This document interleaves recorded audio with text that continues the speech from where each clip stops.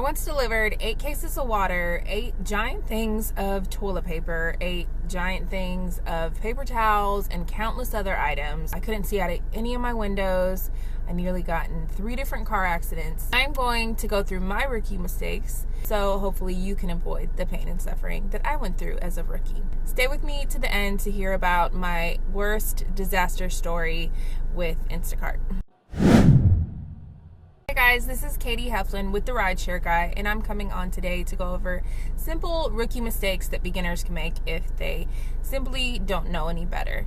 In these gig-based jobs where there's a huge community and support, I think it's really important to learn through other people's mistakes so you don't have to go through the same disasters. Okay, mistake number 1, shopping huge Costco or Sam's Club orders. My limit is only 8 items and no more than like 10 to 15 units, which that means they can up their quantity, so they have 8 items but they can get 3 of something, so it ends up being like 15 units. And that's because it's just not worth it to me to stockpile my car for one order. People, it seems they'll do their monthly shopping with Instacart sometimes, and it's just so much that would never fit in a regular car. I've had really bad experiences in the past, and so I recommend, if you're going to shop wholesale stores, make sure they're very small orders and that the payout is still really good. Mistake number 2, shopping an order that has a different delivery address than what's actually on their order.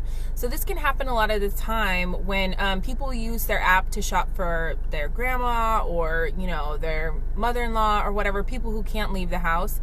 And so instead of, their grandma making the order, they'll go ahead and do it and then have it delivered to their house, to their grandma's house. The problem happens when they make an order for themselves and forget to change the delivery address. And this has happened to me in the past. Most of the time it's been okay, but the most recent one, I just went ahead and took it, even though I could see that the customer had been going on and on with a customer service rep instead of just canceling her order. The delivery address was 20 plus miles away. So I really naively assumed that the customer would give me an additional tip for my mileage, for my time, for my trouble with the order, and that wasn't the case. So I ended up spending an hour and a half on this order, driving 20 plus miles. It was around 25 miles, and I got $12 out of it. So just if you notice that this, when you open the app to message the customer that they've been trying to cancel their order or that they're telling you to deliver to a different address, go ahead and tell them to cancel the order, that it's too far for you to drive, it's out of your zone, whatever you have to say. It may save you a lot of trouble. Mistake number 3, shopping for businesses. There's kind of a long withstanding joke about shopping for businesses in the Instacart National group on Facebook, but I think 90% of us just refuse to do it. For some reason, they don't tip. They treat you as if you work for them, like as if you're an intern. They don't help out at all. And okay, they're working or something, they're busy, but it's not the same experience as if you're delivering groceries to a personal address.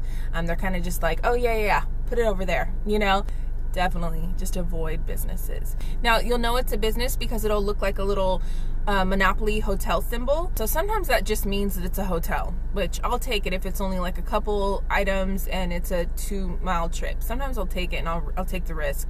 But if it's like, if I can tell it's a business, and I just, I avoid it. Mistake number 4, parking in a tow zone because there's no parking. I've had this in the Instacart tutorial. I mentioned always park next to the cart corral because it's just more efficient. You just ditch the cart and you run. But never ever park in a tow zone. The problem a lot in different cities that I've lived in, there's just not enough parking, or if when I was shopping and delivering in downtown areas, which I refuse to do anymore, there was always an issue with parking. It just freaked me out. It made the order last so much longer because I could just never deliver. It just seemed to take forever to get a hold of the customer, to find parking, to pay for parking, to get reimbursed for parking. Oh my gosh, I can't even tell you. There have been a couple times where a customer will not have parking spots and they'll just say, oh yeah, just park in the handicap zone.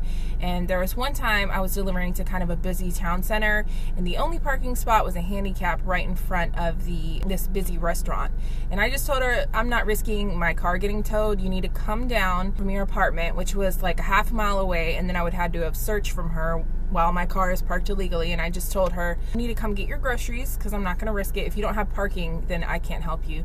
So yeah, I mean, if they don't have adequate parking, it's their job to come get their groceries. Mistake number 5, wearing Instacart gear. In the beginning, they used to hand out shirts and like little necklaces. I just stopped wearing them. I realized that the cashiers were less friendly. Even customers in the store were less friendly because they acted as if you worked there. You know, they would stop and ask you questions. You don't have to wear it. You're not an employee. It's not a uniform. Mistake number 6, accepting triple batches or large double batches. There is just no way I will accept these. So I don't like to keep any groceries in my car for longer than 20 minutes. I start freaking out, even if they're in cooler bags. It's just like, it should just be shop, pay, deliver, right? And when you have triple batches, you have to deal with traffic, you have to deal with accidents, so the GPS messing up, and it's just, there's so many variables that I don't like to mess with. So I stopped accepting triple batches a long time ago.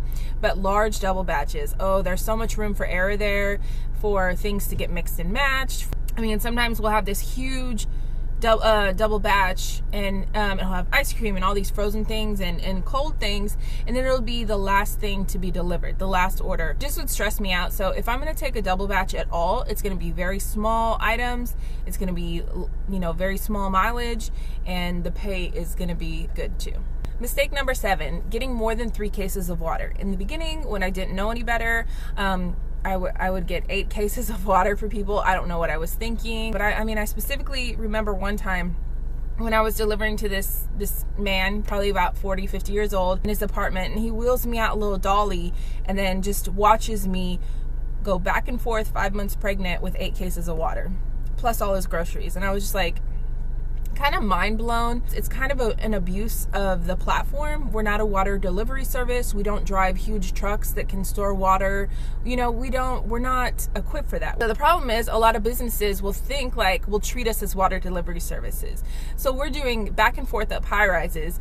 They're not tipping. They're not even saying thank you. So if a customer orders 8, you just tell them, oh, I'm sorry, I can only fit 3 safely in my car. Now, customers will get mad about this, but listen, you just roll with it and keep going on to the next. Most customers know now that we drive regular cars, and we're not sparklets. Okay, quickly, my rookie mistake was I accepted an order from Costco that was maybe 12 items, maybe 15 to 20 units. As it turns out, it was giant things of toilet paper and paper towels, and I'm in a Jeep Patriot. It holds 5 people decently in a trunk in the back. Every single window of mine was blocked. I couldn't see out of anything. I couldn't see my mirrors because my mirrors were blocked. I mean, I couldn't use any of my mirrors because they were blocked, right? I got nearly 3 mistakes. This was in Houston, okay? Houston doesn't play on the road. It is dangerous out there on the road. Like, I have to be on it at all times. But now I'm driving in a car where I can barely see out of anything. I was sweating the whole time. I was so nervous when I got there. The butler let me in the privacy gates. He didn't even smile at me. He was just like over there. I mean, he was just so used to it. It was so much stuff, and I think I made $18 off that batch. To me, totally not worth it. Okay guys, thank you so much for watching. If you like this video, please hit that like button. If you have any questions or comments, leave them below or email us. We make new videos every week, so check us out. Please subscribe. If you still want to sign up with Instacart, our referral link is below. Thank you so much for watching. Be well, be blessed.